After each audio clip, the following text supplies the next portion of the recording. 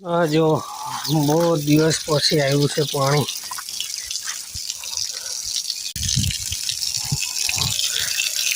હાલનો પ્રોબ્લેમ હતો એમ કે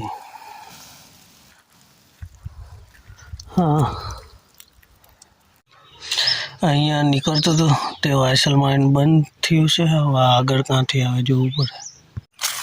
રોજડા ને ભૂંડા એવું આવે છે એમ કે પણ નહીં બગાડેલું. ખેતર આવ્યો તુવેરો જો આટો મારવા. રોજડા ભૂંડા નથી માણસોથી બી, કારણ કે ગયા વર્ષે 10-15 કિલો જેવી કેરીઓ હતી એ કોઈ ચોરી ગયેલું હતું. એના માટે બધું જોવું પડે. એમ તો નહીં બગાડેલું હમણાં પણ નક્કી નહીં, એટલે આંટો મારવા આવવું પડે. કપાસ બી છેલ્લું જ છે, આ વીણીને પછી ઉખેડી નાખવાનું.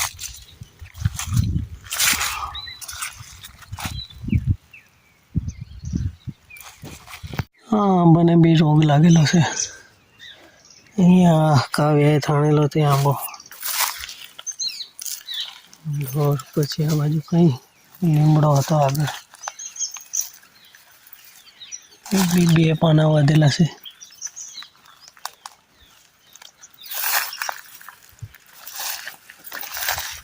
કુવેચ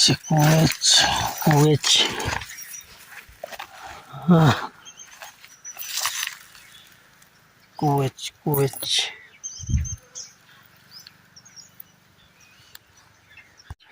હા. ખેતર જઈને આવ્યો, ચારનો ભાડો લઈને આવ્યો, પણ પાણી આવ્યું એની વાત કરતો હતો.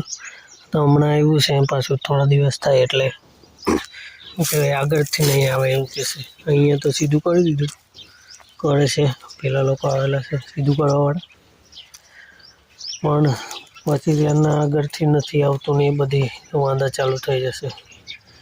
એટલે કંઈ નહીં, એ તો ચાલવાનું જ છે. હવે ચાલ્યા કરે છે. પાણી આવે નહીં આવતું ને એવું થયું.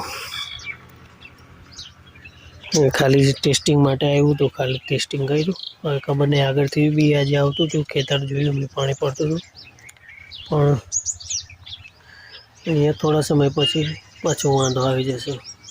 એ કેટલું ચાલે બતાવું. આજે થઈ છે 24 ડિસેમ્બર.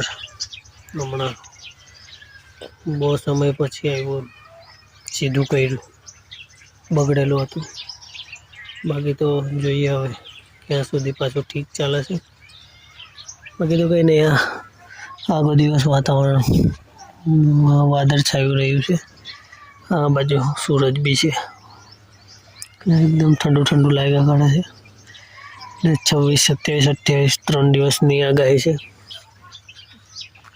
તો જોઈએ ક્યાં ક્યાં પડે છે વરસાદ, પણ સાવચેત રહેવું પડશે. હવે મતલબ તુવેર લાગી ગઈ, કોઈ કપાસ વીણવાના બાકી, ઘાસ કાપવાના બાકી, બધાને વાંધો પડે છે.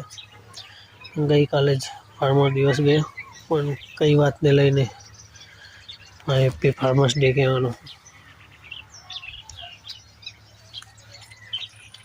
કંઈ નહીં, બધું ચાલે છે. ફાર્મર ખેતી હમણાં તો અઘરી છે, ટેકનિકથી કરવું પડે. એની સ્ટડી ચાલે છે મને હમણાં. BRS ચાલુ છે.